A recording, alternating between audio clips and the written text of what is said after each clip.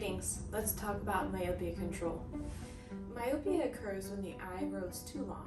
This growth is a consequence of accommodating too much or spending too much time looking at nearby objects, such as phones and computer use. In other words, the light that enters the eye is not focusing on the retina, which then signals that growth is necessary for the image to focus on the retina. The goal with myopia control is to slow this elongation of the eye.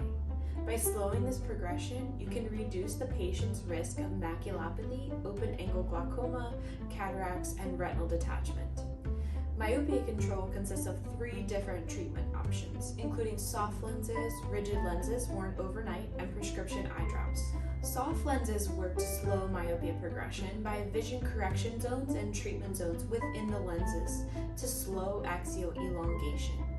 By including both types of zones in the lens, it simultaneously corrects the child's vision while creating myopic defocus in all gazes, essentially focusing the light so that it does not signal to the eye more growth is necessary.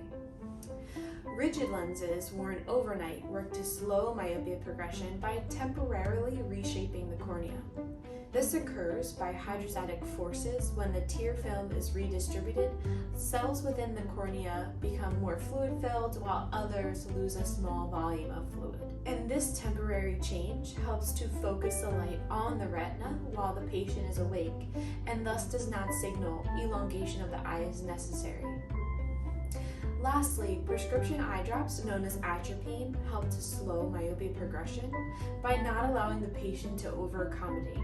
These drops are used daily to prevent the over-accommodation, thus allowing the light to focus so that it does not signal more growth.